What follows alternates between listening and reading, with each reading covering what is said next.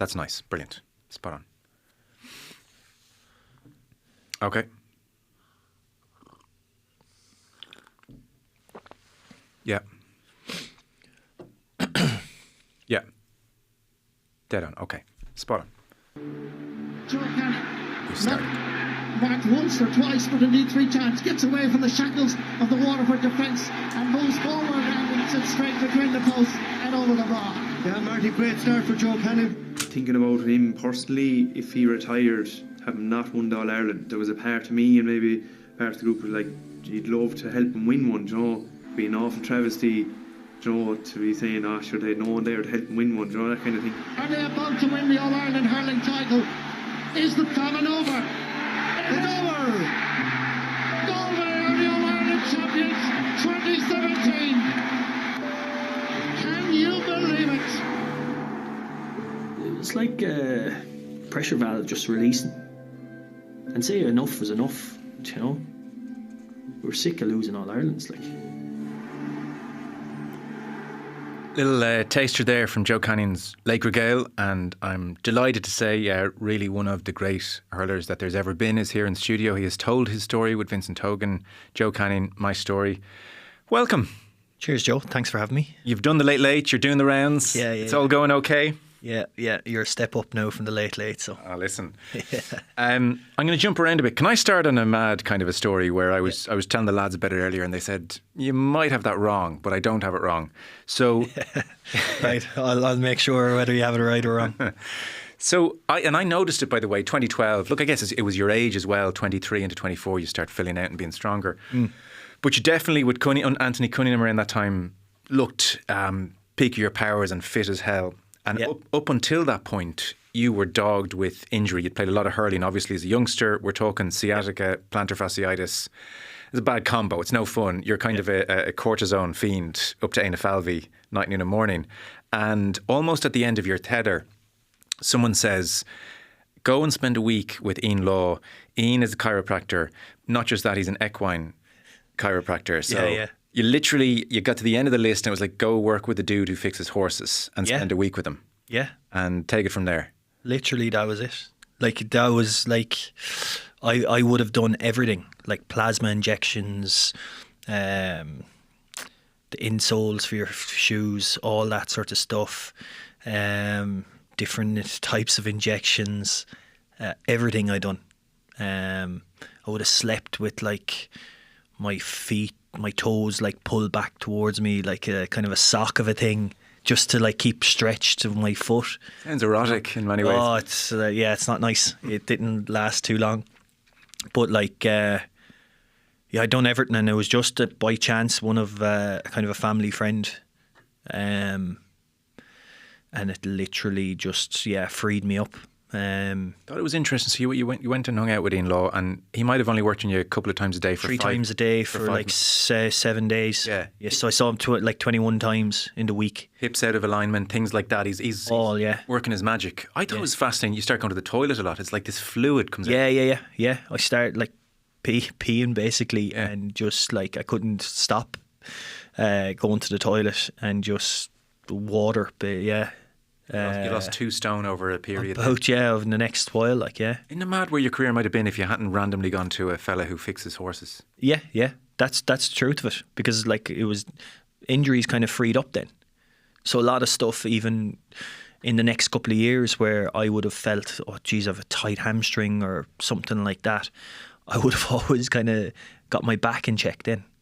And now, it works for some people, doesn't work for other people. I'm not saying that go to your local vet. Yeah, I'm not saying that whatsoever. And like, I've had people texting me after that and saying, oh, did you go to chiropractor to lose weight? And I'm like, no, like that wasn't the thing. Like that wasn't it at all. It was just a thing that happened. I found it good, and I've sent other people and they haven't, and other people have, and that's the reality of it.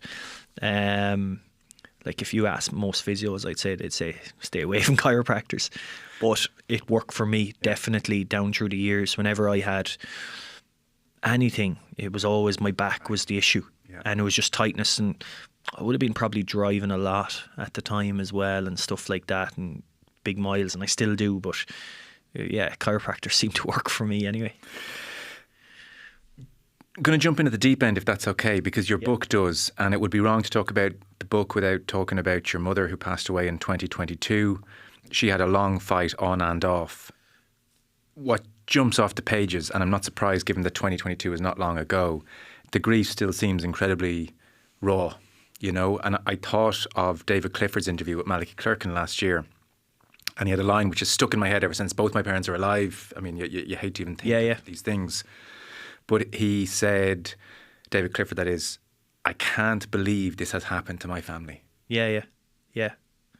Like I read that interview actually last year, and I was there with Dad in the house, and I just showed it to Dad, and he didn't realise that it was like David Clifford talking, and I was like, and I said, what do you think of that? And he said, Jesus, just like us. Yeah.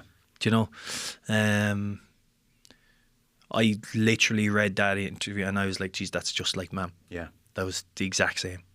What we felt in the family and what we felt in the house. Does it still feel incredibly recent and raw in some respects? Or? Yeah, it does, yeah. Yeah, it does, but I think actually doing the book was good in a lot of ways, because you could put it down and kind of talk about it, and would have spoke to Vincent a lot about it. And at times you get emotional, and other times then you're kind of okay with it. Whereas remember when I done the Laker Gale and just the intro there, like I was very emotional at that time talking about it. I couldn't really talk about it without kind of breaking down. Right. But now I'm kind of dealing with it a lot more. But even like some of my family who read the book in the last few days, and like they find it hard to read that part about Mum and stuff like that. It's emotional for us all still, because she was a brilliant woman and lady, and one that everybody misses in our house. Yeah, for sure. Yeah, it reads that way. It reads as poignant. There's certain lines. So I read the book in one sitting last night, which is a good sign. Now I also had no choice because because I was coming in. You had to do your homework, but I did. And even this, so I mean, I think it's better if people just read it. But you describe her ending in the hospice, and you know, it's just so sad. But even what caught me as much as anything was you just talking about how Mum loved chocolates, and I'd bring Ferrero Rocher to her grave and have one with her. And I thought, oh God, wow. Yeah. We still do that. Still do that. Birthdays, Christmas. Do you know? Occasions. Is Christmas ruined now? Because on the one hand you've Josie, and then there's this kind of gaping hole at the same time. How do you find? Are you looking for? Is Christmas on the horizon, and you're thinking, It's yes and no. I didn't really think about it too much yet. I was only just chatting to somebody today about like it's Josie's first Christmas, and like she won't really have a clue about it, obviously, because she'll only be a couple of months old, 6 months old or whatever. But I think it's a good, like she's obviously named after my mum, Josephine. So I think it's a nice reflection on my mum to have another Josie Canning, you know, or Josie in the house again. Yeah. Good for your dad, I would think, as well. Another grandchild. Yeah, I think he appreciated the name and stuff, because we didn't know whether we were having a boy or a girl at the time, so it was a nice surprise. But we had the girl's name picked. Didn't have the boy's name picked at all, but had the girl's name picked, and I was kind of, you know, you hope when you have a kid they're healthy and obviously everything's okay, but I was kind of half hoping it was a girl, like just for the name alone. But it is, I think, a nice, and she's the head off me, unfortunately. She didn't get much.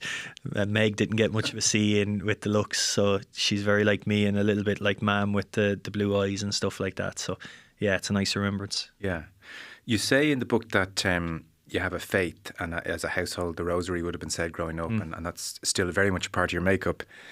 You said that by the same token, I would struggle to articulate what my faith is. Yeah. Maybe the best way is what you talk about on your wedding day, and there's a butterfly that keeps appearing in your life and during certain periods. You might explain.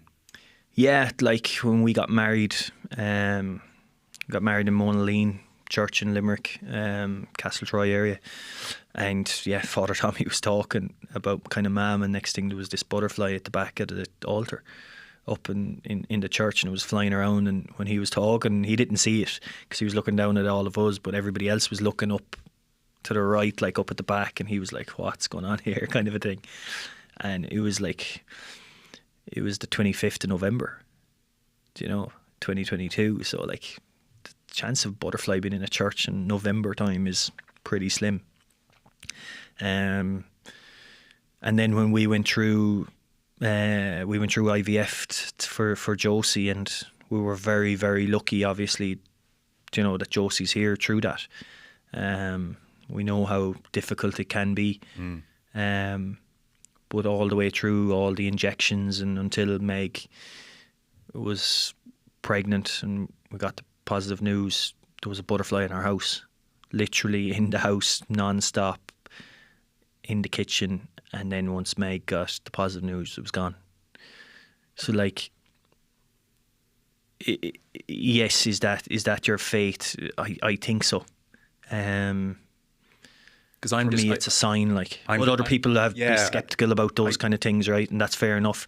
Yeah. And I would have been if it didn't happen to me. Really? Yeah. I wouldn't be. I'd be like, yeah, I'm not too. Because everybody has like robins and white feathers and butterflies and different signs, and it's the same with the magpies and stuff like that. Did you see out like and. You've either seen one and hoping you see two or three. Yeah. So everybody has their own ideas on that, but definitely the way it happened on our wedding day and the way it happened throughout the IVF treatment definitely was a big thing for us. And it was as if Mam was there, like looking at us. Yeah. Good comfort. Yeah. Huge. Because the only, I think of in the kitchen or kitchen kind of dining room, I've only one photo, and it's of me and Mam up in the corner from 2017. So yeah, the butterfly was around that for a lot of it as well. Yeah. Okay. Yeah. It's strange, but it happened. All right. Yeah. The first three sentences in the book are "I'm a father, I'm a father, I'm a father." That's more than I think lived up to the billing. Yeah. I think you might reside around her little finger for the next 20 years somehow. Somehow, yeah. Getting that impression. Yeah. No, it's a different type of love even. Like, she's just the best thing that ever happened, like, so you don't think those things, I suppose, in some aspects before it happens. But it's unbelievable, yeah. It's a completely different feeling that you've ever felt before. But yeah, I'd say she'll be daddy's little girl, for a long time. She may know who to ask of the two parents when she wants. Yeah. But it's mad, like as I said, she comes out looking the spit of me and Meg carrying her for 9 months. It's not really fair in a lot of ways. Let's jump around. I wouldn't immediately associate you with Davey Fitzgerald. You're right. Yeah. And yet, of course, LIT Fitzgibbon Cup manager. You say of Davey, he has a purer sense of loyalty than a lot of his biggest critics. And it's safe to say you're a big fan of him for the way he dealt with you and just his general loyalty, I guess would be the word. Like even one story I thought was striking and telling is that you get a bit of a hamstring strain playing Fitzgibbon, and you have a club game in 2 weeks, not a Fitzgibbon game in 2 weeks. Yeah. So I mean, he's probably entitled to say, "Geez, Joe, sorry about that." Yeah. Go back to the club and let them look after you or whatever. Yeah, no, I'd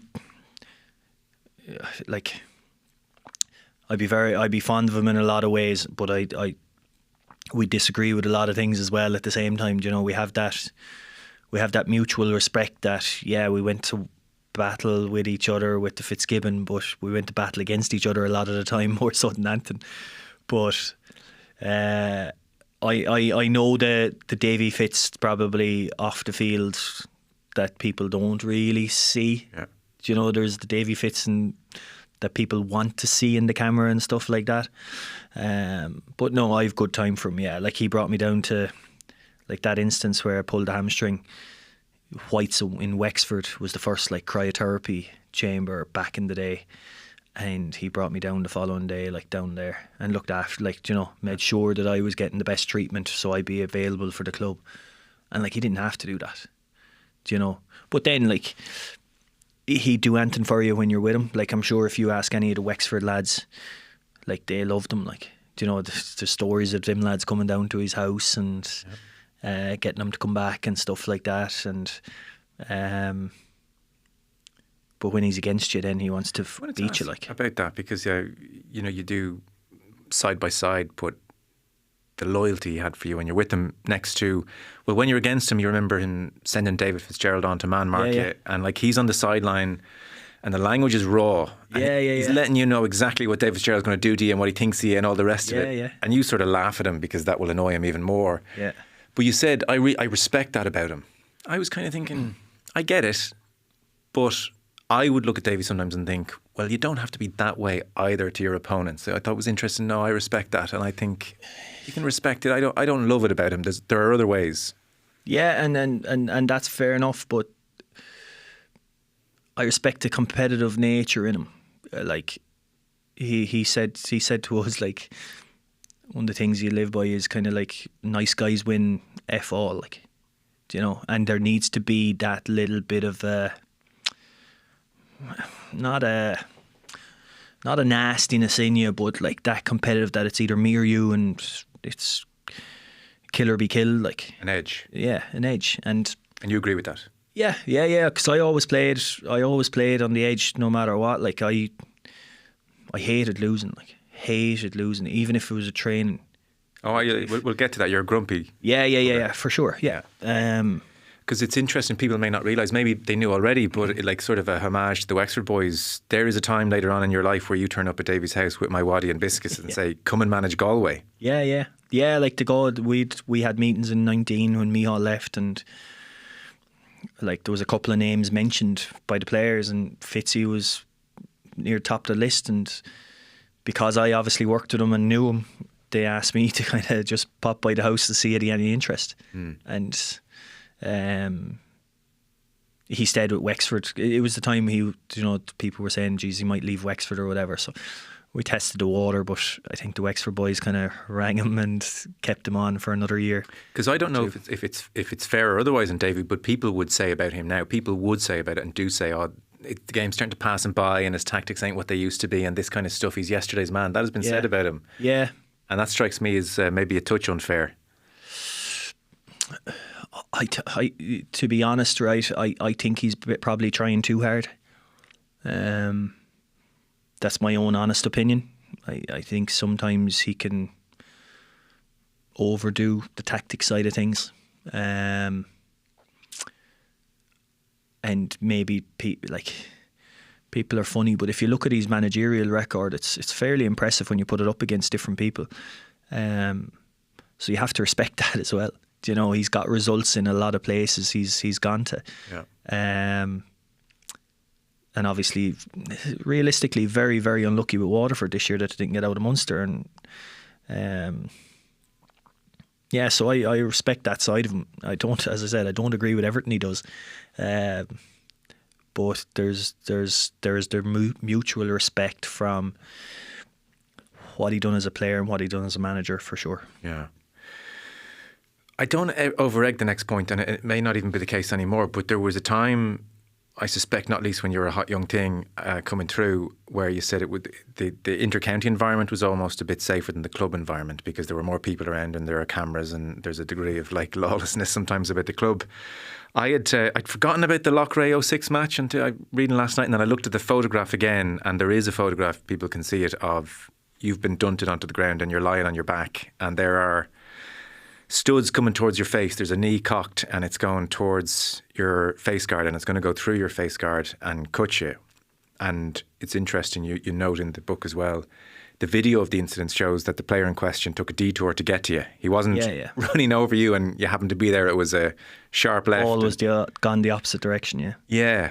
So that is vicious, and that, I presume, was as bad as it got. Ollie comes over and one asks, who did it? Ollie, your brother, obviously. Yeah. And then second point is, get the fuck up, we got to go win the game. Yeah. Which you duly lost. Yeah. That's ugly. That's really ugly.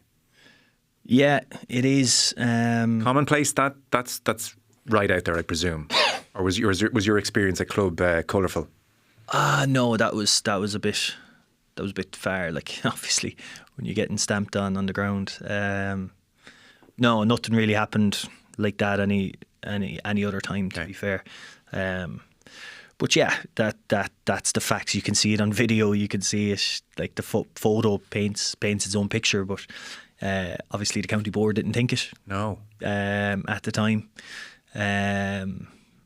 So yeah, it's strange how anybody I've ever met since then or has been at the match could see it, and the county board didn't. So, and that was the reality of it. And you just had to kind of just get on with it in one sense, because you can't really go, like, yeah, you can complain about it or whatever, but like then you come across kind of like sour, because we lost the game, sour grapes and stuff like that, and that's an easy thing to say as well. But you didn't want to be a national sob story either. No, because that was like, I didn't speak about it until really now.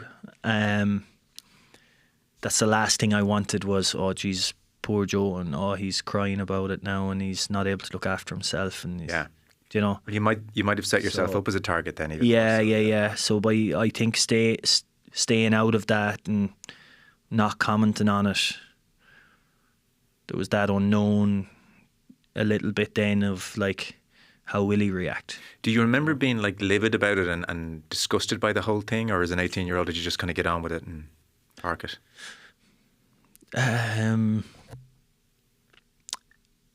I got on and parked the actual incident, but the investigation after by the county board, that still doesn't sit right with me. Okay. As in, how can you see the video footage and not do anything about it? That's more what pissed me off more so than what happened. Like, what's your theory on how they could look at the evidence and not take action? I don't know. Yeah. I don't know, honestly. Like, there was a few guys involved in the county board that, I don't know, maybe they didn't like us, maybe they just a few friends in high places kind of a thing. But yeah, I still wouldn't speak to any of them. Like, I never had an argument with any, I never like approached anybody like or said anything, but if they said hello to me, they'd know I wouldn't be saying hello back. Like, right. Yeah, it'd be that, like, that depth of feelings there still. Yeah. Like the Galway County Board for a long time. It's changed now. It's different now. But we've seen this the last few years, financial scandal of the last kind of decade. Yeah. But in fairness to like Paul Bellew and those guys now, in the last few years, I think it's changing for the better. But definitely for the majority of my career, most of the people involved were just there for themselves and not really for the betterment of Galway. Do you know? Yeah, I do, because it came across, actually, there was another incident a couple of years on where you're appealing a red card and there's emails sent and it's very important to you, and you bump into somebody involved. Chairman, yeah. Right. The petrol station. Laughing at me. And he's like, sure, but laughing at you, and I don't think he's opened the email even that you've sent about the situation, and you just feel, hang on, this is not a joke. Yeah. He was treating it, it felt to me that he was treating it like a joke. Okay. You know, sure, we'll go down here and just be a bit of crack, kind of a thing. Like, yeah. And I'm like, I got sent off in the wrong. Yeah. My reputation, my career. Yeah. We lost the game. It was on the 6-1 news. Man was watching at home. You know, those kind of things that happen. But like, he was treating it like, it's all right. And to skip ahead, don't worry about it. Yeah, one of the reasons you suspect Micheál Donoghue eventually left is he just was a bit fed up dealing with them. Oh, I'd say so, yeah. Now, that's for Micheál to obviously say in his own time, maybe, but like, I remember under Micheál, we were in Ballinasloe one day for training and the gates were locked. And that's county ground, like. Do you know, we I don't know, did we get the keys eventually, or we had to climb the fence or whatever, or the gates, but sort of amateur in the worst sense. Yeah, like, he was, for a long time, he had to go get his own funding to, you know, help out with different things. It definitely wasn't a sport to the county board as it is now. I'd say he was dealing with the county board and going, this is a sideshow like that. I need the support of them. I don't need to be arguing with them the whole time to get this and that. Whereas you look at the successful counties like Ned Quinn with Brian Cody, like they were obviously entwined. John Costello with Dublin. You see the most successful counties, and they have really good guys involved, and not looking for, they're not in their own interests, but they're in the interests of Kilkenny and Dublin, and it's the same probably with Limerick now. Like, when you look at the supports they have in the background, it's really good. Yeah. To round off the club chat, it would be wrong of me to give a false impression, because obviously that's a tough start in many respects, and you're being stitched up, and it's serious injury. In the main, what comes across is Portumna family club. It's kind of like the glue of your life. It's just such a happy thing, and it's kind of magical. You're still trying to tug out. Oh yeah, it is magical, because where we came from to for what we achieved in that space of time, like we became a senior club in '92, I think it was, and got the first county final in '95, lost it, second county final 2003, won that, and then we're in lost 4, won 5, lost 6, won 7, 8, 9, won 13, lost 14. So in the space of like 10 or 11 years there, it was pretty special time for the club, and won 4 out of 5 Club All Ireland finals. Just lost one club. So for like a relatively small parish, there's a town, but like it's a 5 mile kind of radius. I live on the border of the next parish, and I'm 5 miles outside the town, and the other side of the town is basically Tipperary. So you kind of have a semi little circle there. So it's not a huge parish, and for us to achieve what we done or did in that time it's probably something I still don't fully appreciate, because I'm still playing and stuff. Yeah. But like in 20, 30 years time, it's good reunions. It'd be good reunions, yeah, and there's no better boys to enjoy themselves. A magical thing to do with your brothers and your cousins and your family. I mean, that is special. Oh yeah, it's there's nothing like it. Yeah, nothing like it. It's we had great crack as well. We good characters on the team, with the Hayes, the Smiths, the Lynches, all the boys. There was a good few brothers and stuff, but we enjoyed ourselves as well. Yeah, that was huge.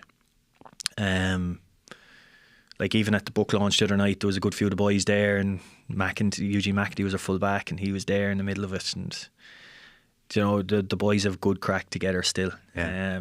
That seems to never change. Yeah. Every team. Yeah. They can switch back in each other's company. Yeah. Exactly. So an inside joke from 20 years ago is all. Yeah, there's loads. There's a good few of them, but they couldn't go in the book. Ger Loughnane, so you're enjoying life in LIT. By the way, I didn't mention that. It's a really nice release valve, to echo that expression you used about winning the All Ireland, to be down away from Galway as you're coming on the scene, and you're living with James Skell amongst others, and it's fun, and you're enjoying life under Davey. You take the first year of Loughnan's tenure out, which you'd always intended to do. That wasn't a personal thing if people thought it was, and you play the second in 08.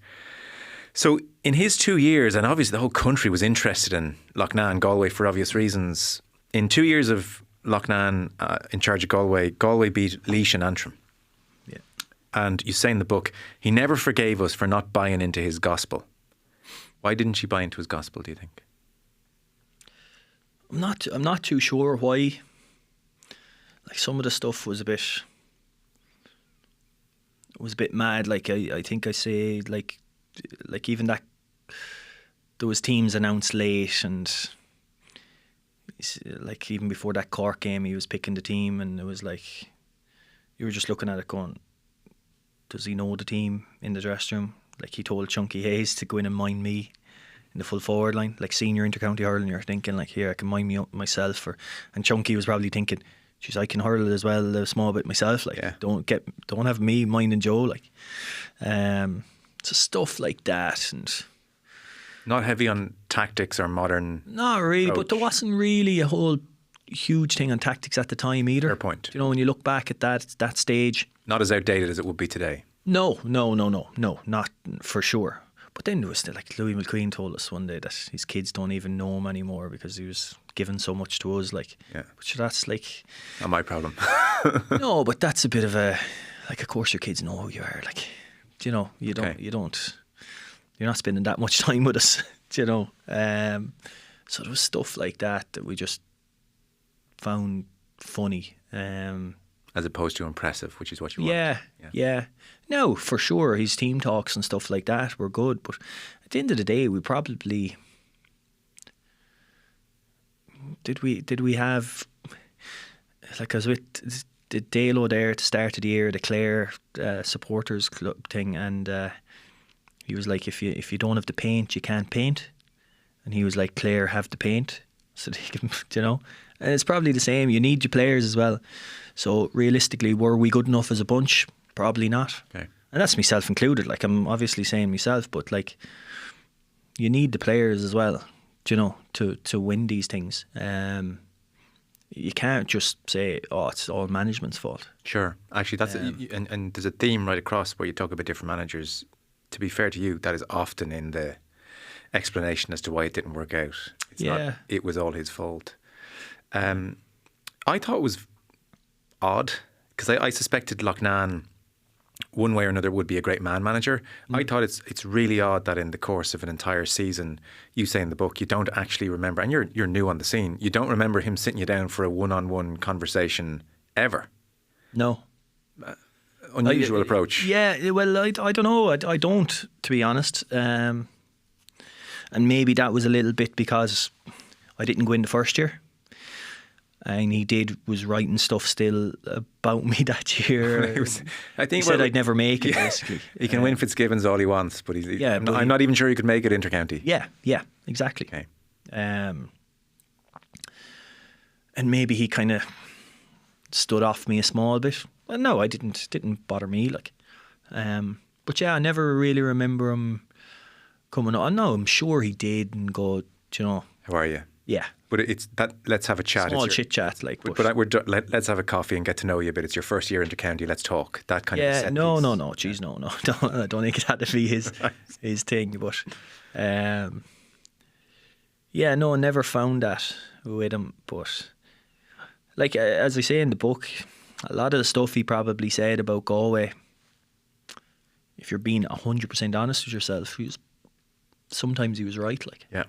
You know, about like not being soft, but maybe mentally not seeing out games and stuff like that. A lot of times we didn't do it, and that's the reality. Now, you don't want to believe that when you're playing. When you're playing, you're like, oh, what is he on about? Yeah. You know, we'll show him. But if you're honest with yourself and you go, well, we didn't, and until you start winning. You don't shut up them people that are saying those negative things about you. Yeah. John McIntyre, you reminded me. So in his 3 years, he can count himself a touch unlucky in that it's a succession of 1-point defeats. But then maybe that fits into your theme about, well, not quite getting over the line. So I guess if it happens 3 years running, it's more than just luck. But I suppose... what I remember from reading about McIntyre is very confident man, and that's nothing wrong with that. But he's people met Johnny. He's confident. Yeah. The endless meetings. So you finish training on a Tuesday or Thursday, and there can be up to 90 minutes of 4, 5, 6 voices. Just well, I don't know what they're even talking about. There's a lot of talking to the point where you're all sitting in their dressing room starving. Like it's 10 o'clock. We're having another 90-minute meeting. It gets to a point where Papa John starts sending pizzas to the dressing room. Yeah, crazy stuff. I couldn't believe that when I read it. Yeah. That was like, so that was like 9 and 10. Like 9 and 10. Like back to nutritionists, basically. Yeah. Like that was the nutritionist made the call. Like, you need food, right? So what can we get? And like the county board probably said, oh, we'll get you Papa John's. You know, because at that stage we used to go down to, I think, like if it was in Pierce Stadium, we'd go down to the Orleans Hotel. Yes, get some proper food. And get food after. So are you tucking into pepperoni on a... Like that was it, like, yeah. But you said Ollie, who's militant and a thorough Yeah, professional. some lads wouldn't. Yeah. Like Damien Joyce and Ollie and these boys, like So then they're not eating they'd be it. probably peeling off the cheese off it, like, you know. But they're undoing the good work of training. Yeah, it was ridiculous. Not eating. It's mad, isn't it? It was madness, and like, Are you frustrated with all this at that age, or are you thinking, nah, fuck, whatever? yeah, you're kind of like just. Because you're still youngish. You're still, and you're kind of just in there, and they're like, yeah, I wouldn't have been, like, a few of the lads would have been going mad. The older guys, that would have been there for a while, Yeah. right? But if you were 30, 31 and that was happening, Oh, yeah, I'd be You'd going have flipped mad. the table, Yeah, I'd say. probably, Yeah. yeah. It would have been, not the right thing. But when you're young, you're kind of like, you're just grand, let's say.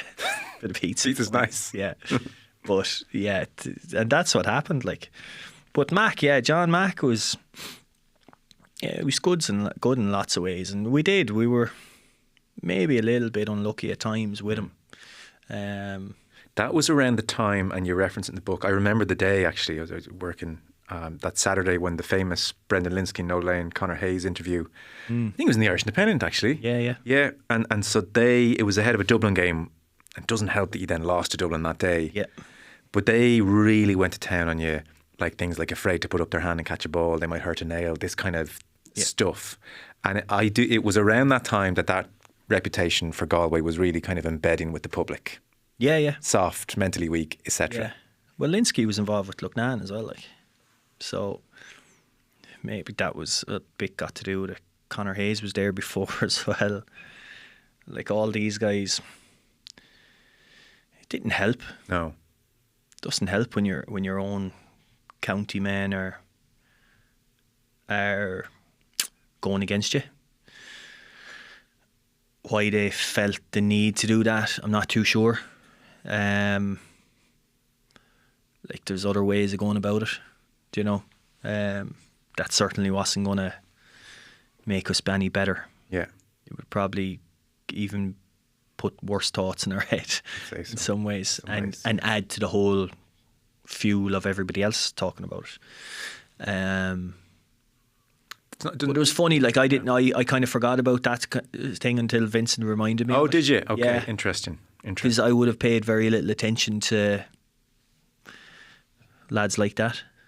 As in, I don't respect your opinion, I'm not going to value it. But hang on, you're also... No, like, you're not in public... really, but like... You're in online forums at the same time reading what Joey Yeah. Anonymous is saying about you. So. Yeah. Like, at the time, like, you do, but then you're kind of going like, oh, Jesus Christ, lads. Affect them kind of thing. Yeah, like, why? You'd be kind of half thinking, what's the angle here? Like, Okay, that's why you connect the dot to Loughnane or different. yeah. There's an Is ulterior there motive. something here like Okay. that's not stacking up right? Or is it like somebody else trying to lead you down this path and you're just falling for it and going with it? Because that happens as well, you know. Yeah. But yeah, at the end of the day, results tell a lot, and when you look back, unfortunately, sometimes they're right. Things obviously do improve. We're talking about a career here where there are All-Ireland finals in 12 and 15 and a win obviously in 17 and another All-Ireland final in 18. So like the memory of that team is now very, very different. It's worth emphasising. Yeah. I shared the anxiety. So 2012 All-Ireland final, you scored the equaliser, crapping yourself over it, but you get it over. It goes to a replay, you do a board gosh event, and again, where I felt sorry for you was, even at the time, I thought it's fairly obvious and not controversial what he's saying. Like there's a slight nuance to it, but not that much nuance. Yeah. You're talking about Henry Shefflin, and you're talking about winners, and you're talking about, like, you gotta, pointy elbows, and you gotta, if you're a bit unsportsmanlike, them, like, yeah, and that if Henry's a bit unsportsmanlike on the pitch at times, that's what we need to be like. He's everything that's a winner. Yeah. And of course, That's what I was trying to basically say. But look, you did. I think if Henry or anyone in Kilkenny read the article, then I think they would have known exactly what you're saying and wouldn't have. They would have been like, yeah, game respects game, no problem.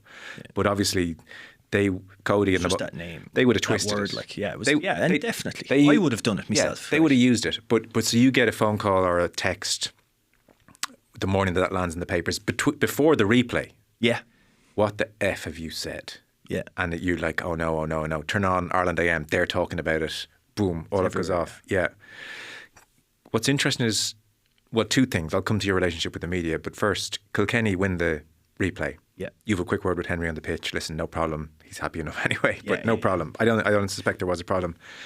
But what I thought was interesting was you say, I felt in part blamed by my teammates. I sensed it then, and I sense it now. Now, you acknowledge it could be a bit of paranoia, but you feel that they're kind of thinking, feckin' hell, of all the people you had to go and rile up, it's you know. Yeah, they're definitely probably, it could be a sense of paranoia, but it was never said to me, but I'd get the feeling that if I asked one or two of the guys, do you think that had an effect on us losing, I'd say they would say yeah. Yeah. Because it gave Kilkenny an extra bit of an edge. And do you know what? I'd probably agree with them in a lot of ways. Because if that was the opposite, we would have used it. Yeah. So yeah, for sure. I don't think that's a major issue that lads would kind of blame what I said for us maybe losing. And I mean that as in it would give Kilkenny an extra bit of incentive. And yeah, I think that's only natural. So would I blame the lad? No, I don't. Like, if they blame me for what I said, then fine. Like, because it probably did give them a little bit of an edge. And then if you look at the game, I hit a shot, hit the butt of the post, rebounded out instead of in. They go down the field and I think they get a goal or a point. And it just swings the game. And it goes from us nearly going a few points up to them going a few points up, and then the game just goes from us. So it's funny how, like, if we won that game, people wouldn't be talking about it. No. You know, it would have just died a death. But because we lost, cause, like, we're still getting like letters for months after from Kilkenny supporters, like, you know, about it. But that's it's like anything. It's like 17 when I'd done the interview. It was supposed to be, I'd done it with Vincent as well. It was supposed to be about 3 weeks before the semi-final. Whatever happened, it was the day before the semi-final. And if we lost that semi-final, people would be saying, oh, why were you doing an interview like that and you lost? Yeah. But when you win, everybody's like, oh, it's grand. Yeah, great interview. Yeah. So, like, there's such a big gap between winning and losing and perspective. It's crazy, really. Like, that's a line in the sand with your relationship with the media then. Yeah. They go from being, oh, they all seem like reasonable chaps here and say relatively nice things about me, to not to be trusted. And actually, even a bit more than that, you do say, like, as a whole, 90%, I'm angry at them. Yeah. And I'm also happy enough if they sense that off me. So I will come out of the dressing room and sort of glare at them, and I won't be overly friendly. And if they think, geez, Canning doesn't seem to like me, yeah, I'm kind of happy enough if they think that. Yeah. And that was you and the media till the end. Yeah, for a lot of it. Yeah. A lot of it. Because you're and it was more specifically one or two guys. Right. That day that really pushed that.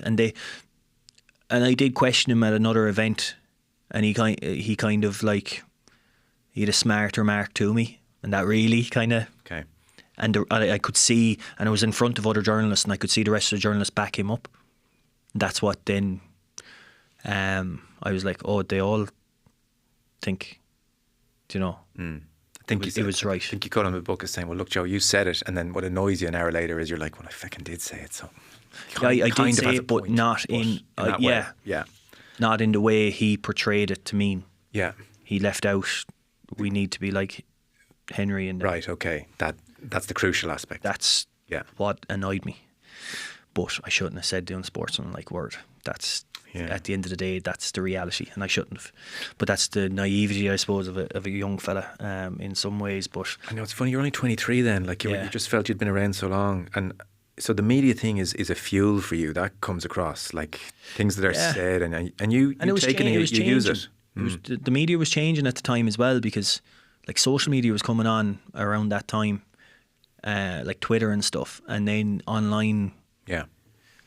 Which is more clickbaity by its nature. And I felt that the younger generation of, let's say, journalists were looking for that headline with their questioning. Okay.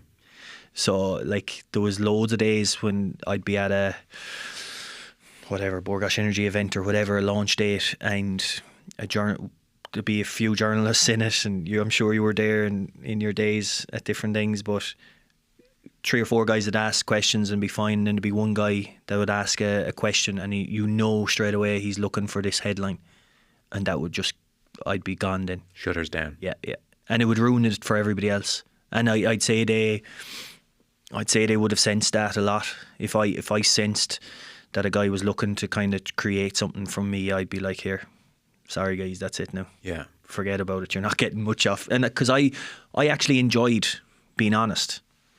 Like, I enjoyed giving my opinion. And that's why I enjoyed doing one-on-ones with the likes of Vincent in this, because I knew he wasn't going to look for the heading.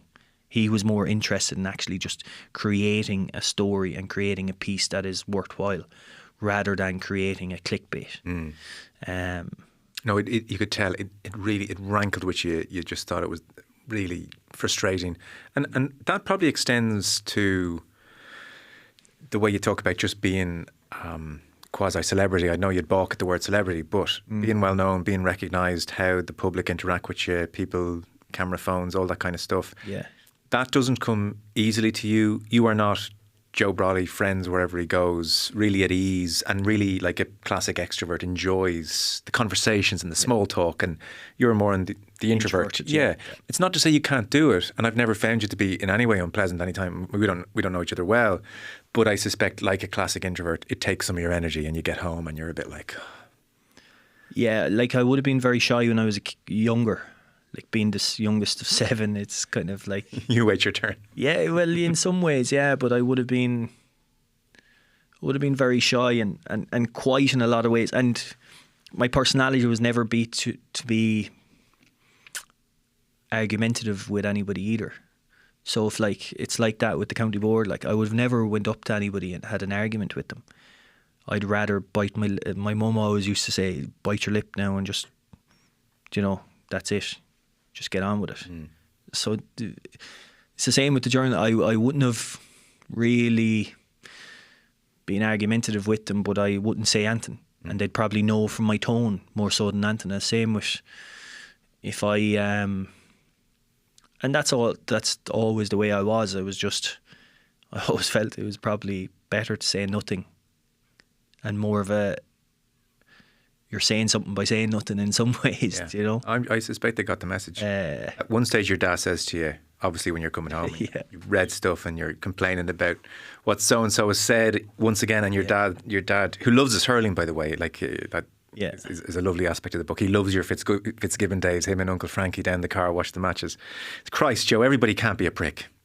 It's I've actually got that sent on to me a good few times already, that a lot of guys think that's the best line of the whole book. But right. It's true, and that's I would be, and that's not a good side of me. That's not a good side of me, but that's just the way I am, and it's the way I grew up, I suppose, in Portumna more so than anything. Yeah. Well, look, it's good. I saw you write about being almost accosted by 2 Limerick fans at Adair Manor now that you're into your punditry, and them giving it to you in the halfway house in a big way. And I thought, good enough for him. Let him have a bit of that. Yeah, and that's fair enough. Yeah. That's fair enough. They came in apologising 2 hours later, and when they were finished. Clock coming against us. So 13, 14, 15.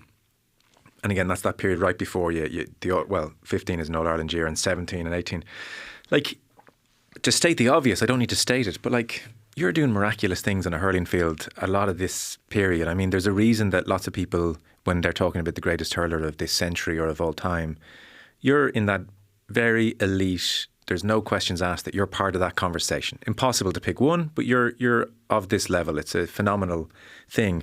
And yet I was struck by in 13, 14, 15, you sort of say in the book, I've no strong memories of that kind of time. Like, it's a bit of a blur, and it culminates with you confiding in Fran O'Reilly, who the GPA put you in touch with in the Spa Hotel lobby, and like you're kind of in tears, proper tears, weeping almost for 5 minutes. This is a time of your life where life is happening. Your mum has been diagnosed for the first time.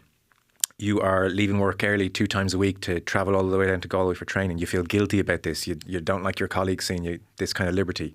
You mess up a relationship, you know, the throes of life, and you say, all my fault, but obviously it's weighing heavily.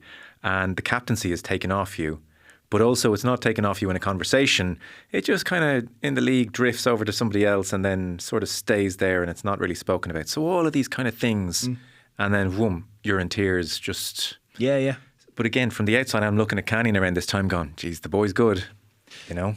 Yeah, and it's more from an inter-county thing that I can't remember much. Like, if you think back, our club, we won the county final 13, Club All-Ireland 14, like Paddy's Day 14, then lost the county final in late 14. So that wasn't too bad, but definitely an inter-county kind of thing. It was a bit strange. But yeah, that thing with Fran O'Reilly, like, I didn't really think there was... Until he pointed out the 4 things, like he was like, these all have to be aligned for you to be happy in your life and stuff. And when he was asking me about them, I kind of realised then that no, they're actually not. And that's the reality. And I don't know if it was a watershed moment or anything like that. I'm not 100% sure, but sometimes it's just good to cry. And I think that was it. Yeah. I just let it out for a few minutes, and that was kind of it then. And you're kind of leaving there going, right, get my shit in gear now and just get on with stuff. And that was it. Like, there was no like counselling. Weeks on end. Yeah, it's just a build up maybe. Yeah, and that's all it could have been. And it could have been just it's a mad thing to say that, you know, you have a cry and then, yeah, let's get on with stuff. And that's how it was kind of brought up as well, that you just get on with stuff. It's like Ollie picking me up. Here, get up. That's it. We need to win this match. Yeah. And then that's how we were. You just pick yourself up and you get on with stuff. Don't be feeling sorry for yourself.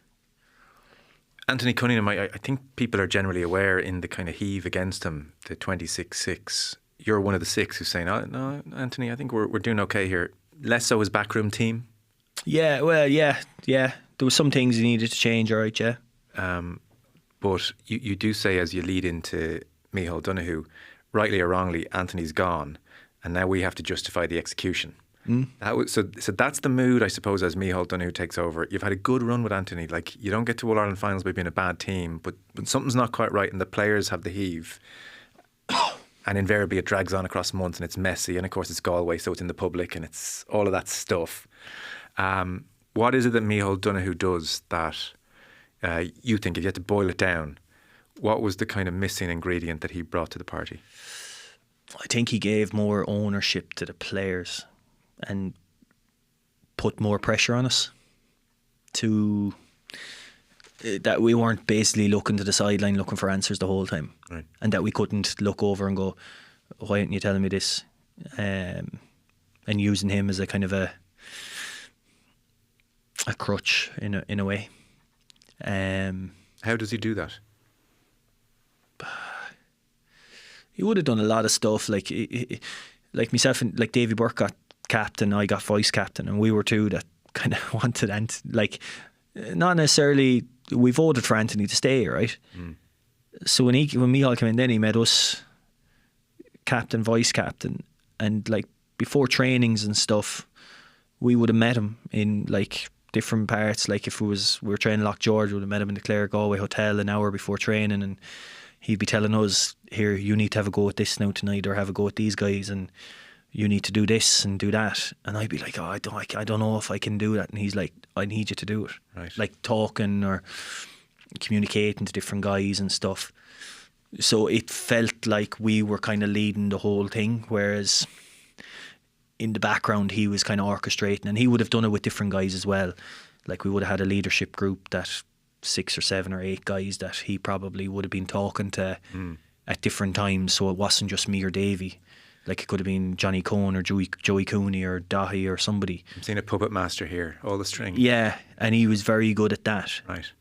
So he would have, like, me all never took a drill unless he probably had to, maybe once or twice is all I can remember really, and that was only just to give it to us. Like Franny, he would have let Franny do all his hurling and no Larkin, and then Lucas would have been trusted with everything. Yeah. And he would have, he basically, like a puppet master, it's a good way of kind of putting him, I suppose, that he would have looked after everybody and got the best out of everybody and got good people in around him. An All-Ireland win felt like such a kind of Everest for you and felt important for your career and your quality as a player. We even heard Dave Burke there saying, geez, would have been a travesty if we hadn't got one for Joe. Yeah, but that's not even for me. Like, there was lots of lads that were there for years, like, but, you know. But it's back to that thing you hate. I mean, there's a period actually in 13, 14, 15 when you're kind of, there's a build up of things, and like it's around this time that your big old noggin is put on the Galway team bus. Oh, yeah. And you're like, oh, that is all I need. There's already a Joe and the 14 other losers vibe in the media, which you hate. Yeah. And now there's this.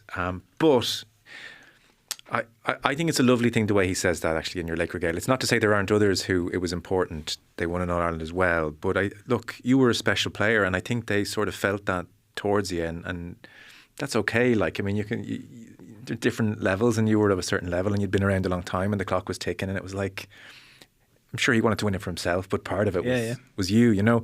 Did it kind of, such a long build-up, did it kind of live up to the expectation of what you hoped it would be? Was it a magical day, magical feeling, heaven? Yeah. It was brilliant. Yeah, there's no doubt about it. Right. Some players say it's an anticlimax, so that's great. No, no. Like on the pitch after, in the dressing room, on the bus, the Monday night, the Monday on the bus going down, the Monday night we were together, the Tuesday. And the Wednesday. And are you feeling relief? Like, oh, no. Like, I didn't enjoy the Sunday night. I know you said that. The banquet's a lot. Banquet is a bit... Yeah, selfie city. Yeah. Do you know, that sort of... So I didn't enjoy when I wasn't with the lads. And I don't mean that in a unthankful way, but it's just...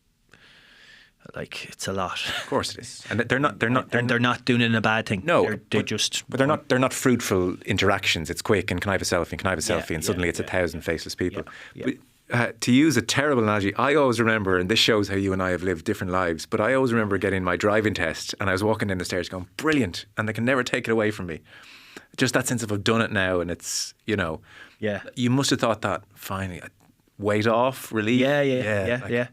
Like you said, it's pressure valve. Just nobody, and it's strange. Like, you're kind of thinking, like, nobody in a pub now can come up to me and go, 100%. You don't have an All Ireland. And then it's those situations where you get a guy with a few points in him, and he come up to you and go, "Jeez, like, this guy's got 5 All Irelands. You've nothing."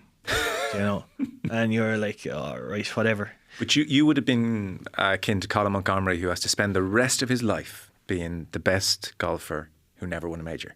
You have to be the best hurler who never won an All-Ireland. And that's this kind of thing. I don't know if you would have seen it in those terms, but that would have been there. Yeah, in my own head, I would have said it before, like the likes of Ken McGrath, John Milan, Tony Brown, Ollie, Damien Hayes, like me. Those guys to me are like, they were class. Like, they were class. And there's lots of guys in different counties that might have 4 or 5 All Irelands in their back pocket, but might never have hurled as much as a Ken McGrath. And do I look at them any better because they've All Ireland medals than I do a Ken McGrath? No. Fair point. Do you know what I mean? 100%. So I think this whole thing of whether you win All Ireland or not is a bit more nuanced.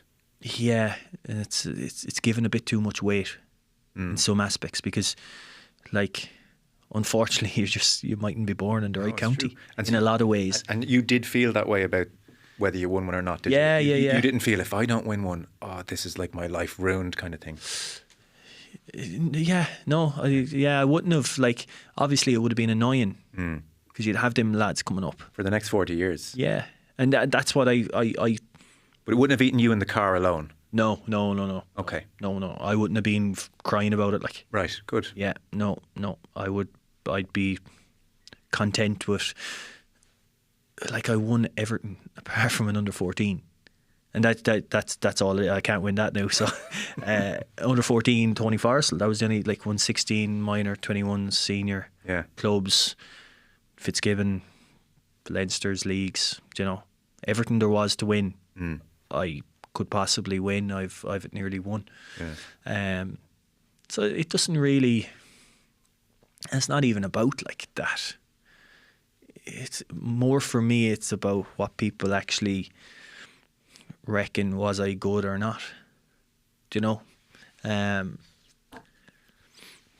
I'd hate if people said, "Geez, he was a good minor." That's not nice. Like, you know.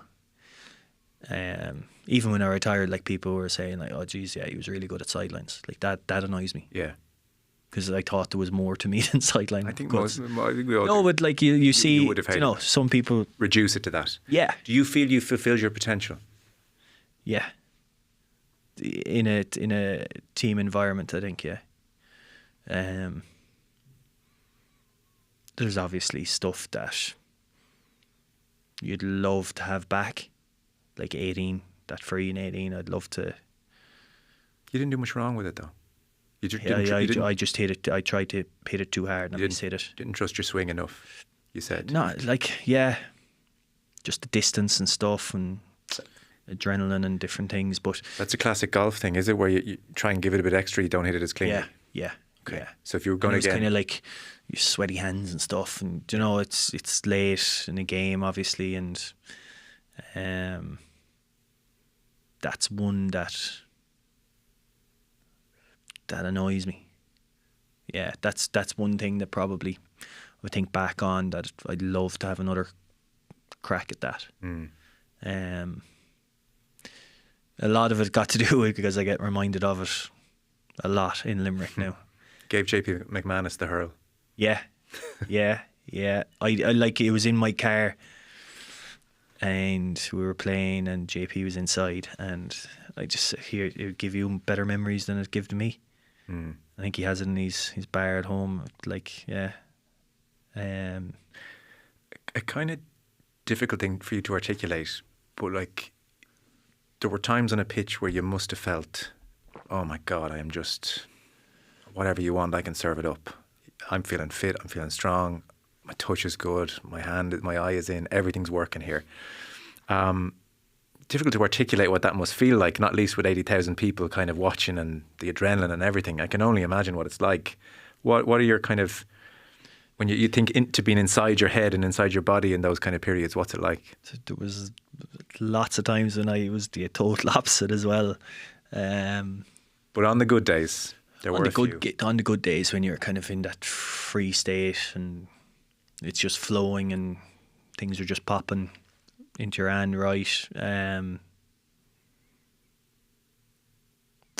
Yeah, it's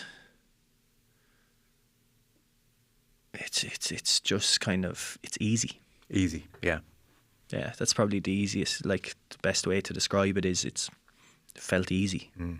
Just felt natural. It felt easy. And other days then that you were just like, I can't do anything. Like, it's just, no matter where I run, no matter where I go, the ball is just not dropping. And your legs feel heavy, and you feel like you're like you're fit enough to be running, like, but you're like, oh, I can't move. Yeah. Do you know, there's other days then that would have happened. And then, yeah, there's days then that you just feel like, I'm faster than I ever was, even though I was slow as a wet week. But, do you know, like, there's things like that you can just enjoy, yeah. Yeah, I'll bet.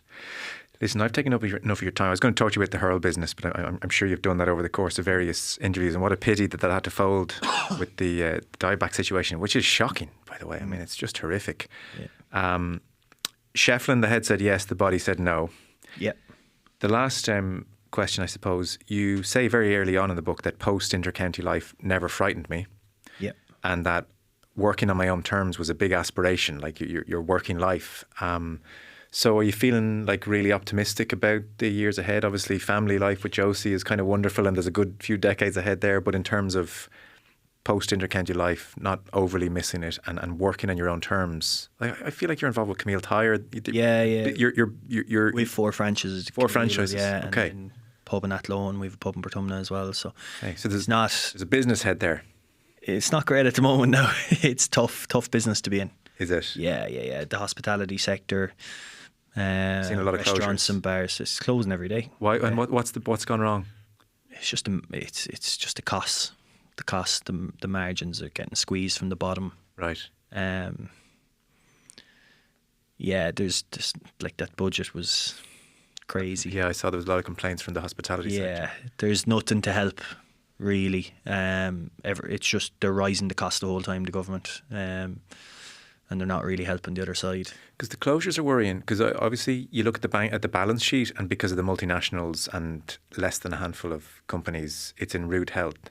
But there is something wrong when on the ground, small and medium-sized businesses are closing. Like Yeah. A huge sway of the economy, something's gone wrong. Yeah. So you're feeling that. Oh, every restaurant, I'd say, pub, bar is feeling that. It's scary enough because Ireland is a tourism country. It needs cafes, bars, restaurants to be going well, but this cost of living crisis is only being increased by the government, increasing all the costs of underneath, because it has to be increased somewhere on the top. Instead, so everything's coming and it's getting really close, and it's very difficult at the moment. Distressed? Yeah, worried, yeah. Okay. Yeah, definitely. Like you're not immune. Because rents and all that sort of stuff are up as well. So your business is not immune from closure. I hope not. Well, I hope it doesn't go that way. But you just have to try and survive as best we can. Okay. But it's scary. It's scary out there. The government will be best pleased with them now at the moment, to be straight up about it. Yeah. It's as if they're, I don't know, just looking for a different vote with the elections coming up and stuff like that.